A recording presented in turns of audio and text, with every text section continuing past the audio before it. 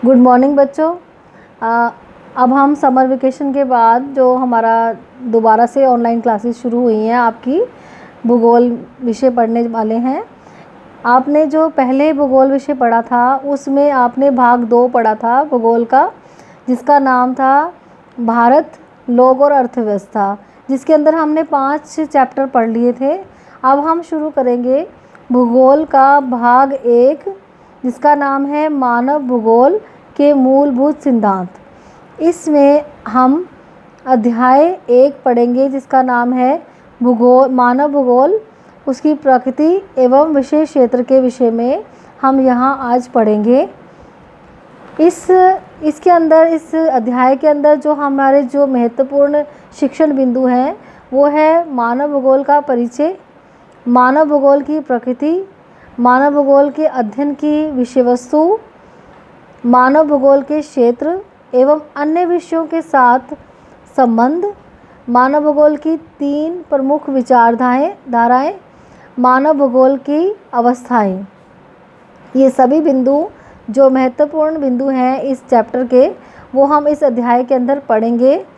और सबसे पहले जो हमारा है वो है मानव भूगोल का परिचय। बच्चों, आपने कक्षा 11 में पहले पढ़ा ही हुआ है कि भूगोल क्या होता है। आपने इस विषय में पहले जानकारी ले चुके हैं आप। भूगोल 2 शब्दों को मिलकर बना है, जिसमें है भू प्लस गोल। यहाँ पर जो भू है उसका अर्थ है भूमि या पृथ्वी, और गोल जो है शब्द, उसका अर्थ है वर्णन करना।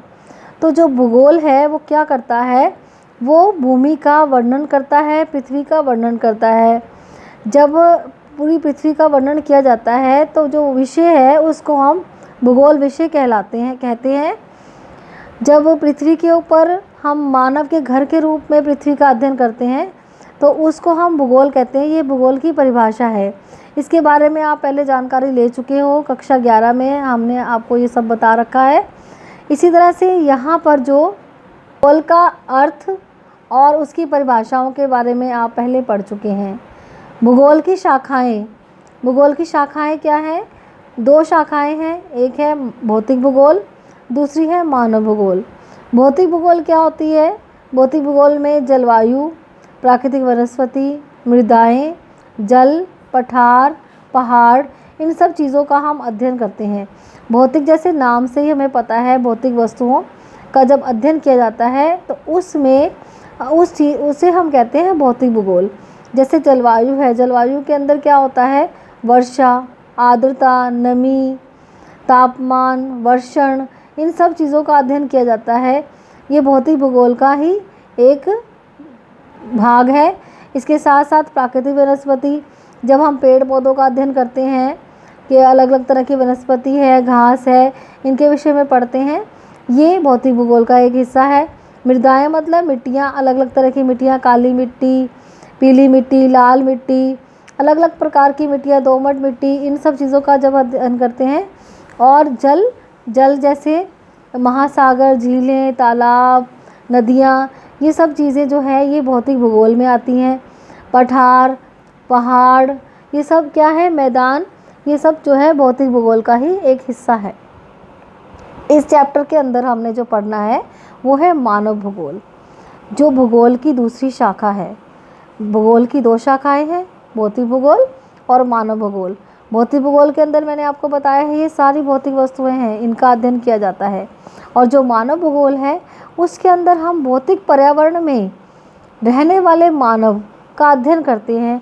किस तरह से भौतिक पर्यावरण को मानव अपने लिए परिवर्तित करता है, और भौतिक पर्यावरण तथा मानव जनित सामाजिक सांस्कृतिक पर्यावरण का अंतर संबंध क्या है। हम मानव भूगोल के अंदर इसी चीज़ों के बारे में अध्ययन करेंगे, क्योंकि आप देखते हैं ये सब जो भौतिक चीज़ें हैं, ये सब चीज़ें जो भौतिक भूगोल का एक हिस्सा है, इन सभी चीज़ों का प्रयोग करके मानव अपने लिए एक सामाजिक सांस्कृतिक पर्यावरण का निर्माण करता है, जिसके अंदर वो रहता है, और इन्हीं को वो परिवर्तित करता है अपने लिए। इसीलिए ये सारी जो पर्यावरण की, प्राकृतिक पर्यावरण की जो है तत्व हैं, ये सारे मानव के जीवन को प्रभावित करते हैं। भौतिक पर्यावरण तथा मानव जनित सामाजिक पर्यावरण का जो अंतर संबंध है वो हम मानव भूगोल में उसका हम अध्ययन करेंगे। आप देखते हैं आपके आसपास गांव, शहर, अलग अलग चीज़ें बनी हुई हैं। ये सब चीज़ें क्या है, ये मानव के द्वारा बनाई गई हैं। खेत खलिहान ये सब जो है मानव पर्यावरण का इस्तेमाल करके, भौतिक पर्यावरण का इस्तेमाल करके इन सब चीज़ों को बनाता है। और इसी तरह से हम इसकी परिभाषा भी दे सकते हैं कि मानव भूगोल क्या होता है। मानव भूगोल अस्थिर पृथ्वी और क्रियाशील मानव के बीच में परिवर्तनशील संबंधों का अध्ययन है। अस्थिर पृथ्वी अर्थात वो पृथ्वी जो स्थिर नहीं है, पृथ्वी भी घूम रही है और साथ साथ मानव भी क्रिया कर रहा है, तो क्रियाशील मानव है। इन दोनों के बीच में जो परिवर्तनशील संबंध है, क्योंकि मैंने आपको बताया है कि पृथ्वी के ऊपर जो भी प्राकृतिक चीज़ें पाई जाती हैं, जैसे जलवायु है, प्राकृतिक वनस्पति है, मृदा है, जल है, पठार, मैदान, पहाड़, ये सब चीज़ों का मानव इस्तेमाल करता है, उनका उपयोग करता है और उनके साथ अपना जीवन व्यतीत करता है। और इन सब का जो आपस में परिवर्तनशील संबंध है, क्योंकि ये जो संबंध है वो है परिवर्तनशील, मानव इन चीज़ों को परिवर्तित करता है अपने लिए। तो मानव भूगोल क्या है, अस्थिर पृथ्वी और क्रियाशील मानव के बीच में परिवर्तनशील संबंधों का अध्ययन है। चलिए आगे देखते हैं मानव भूगोल की प्रकृति। जैसे हमने पहले भी 11वीं क्लास में पढ़ा है भूगोल की प्रकृति के बारे में। जैसे कोई भी विषय जो होता है उसकी नेचर क्या होती है, यानी उसके अंदर हम क्या पढ़ते हैं। मानव भूगोल जो होता है, मानव भूगोल, उसमें हम भौतिक पर्यावरण द्वारा प्रदान किए गए संसाधनों जैसे भूआकृतिक, मृदा, जलवायु आदि का उपयोग करके भौतिक वस्तुओं का निर्माण किया जाता है, जैसे ग्रह, सड़क, रेल का जाल, इन सब चीज़ों का जो निर्माण किया जाता है, ये सब चीज़ें जो मानव बनाता है, ये सब चीज़ें भौतिक पर्यावरण द्वारा प्रदान की जाती हैं। जैसे मिट्टी है, भूआकृति है, पर्वत पठार, हमें भूआकृति क्या होती है, ये सब चीज़ें जो होती है ये भू आकृति होती है। जलवायु जो वर्षा, नमी, तापमान, ये जलवायु होती है। इन सब चीज़ों का इस्तेमाल करके, इनका उपयोग करके भौतिक वस्तुओं का निर्माण किया जाता है, जैसे ग्रह है, घर, सड़क, रेलों का जाल, इन सब चीज़ों का हम क्या करते हैं, निर्माण करते हैं, मानव द्वारा निर्माण किया जाता है इन सब चीज़ों का। तो ये क्या है, ये मानव भूगोल की प्रकृति है।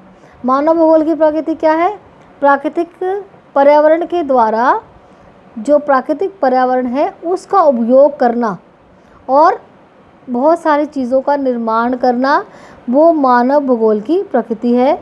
हम उसके बारे में इसमें अध्ययन करते हैं।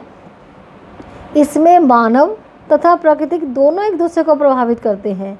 मानव प्रकृति को प्रभावित करता है, किस तरह से उसमें चेंज लेकर आता है, और प्राकृतिक जो प्रकृति है, जो नेचर है, वो मानव को प्रभावित करती है। जैसे जो चेंजेस आते हैं वो मानव को किस तरह से प्रभावित करते हैं, ये सब चीज़ें जो हैं हम यहाँ पर मानव भूगोल में इनका अध्ययन करेंगे। इसके अलावा जो हमारा नेक्स्ट टॉपिक है वो है विषय वस्तु। मानव भूगोल का जैसे हमने अर्थ, उसके बारे में हमें परिचय के बारे में हमने पढ़ा, उसकी परिभाषा के बारे में पढ़ा और मानव भूगोल की प्रकृति के बारे में पढ़ा, उसी तरह से हम इसमें पढ़ेंगे कि मानव भूगोल का विषय वस्तु क्या है, किन किन चीज़ों का अध्ययन मानव भूगोल में किया जाता है। भौतिक जगत और मानव जगत के बीच के संबंधों का अध्ययन किया जाता है। पृथ्वी को मानव का घर मानकर, घर समझकर उसके सभी तत्वों का अध्ययन किया जाता है जो मानव को प्रभावित करते हैं। ये सब क्या है, मानव भूगोल का विषय वस्तु है।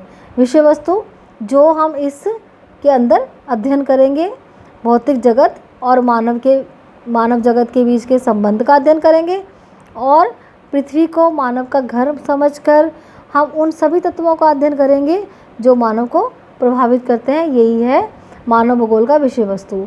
अब इस चैप्टर में जो हमने अब तक पढ़ा है वो क्या पढ़ा है? भूगोल का अर्थ, उसकी परिभाषा, भूगोल की शाखाएं, और उन शाखाओं में से भौतिक भूगोल और मानव भूगोल दो शाखाएं हैं उनके बारे में पढ़ा है।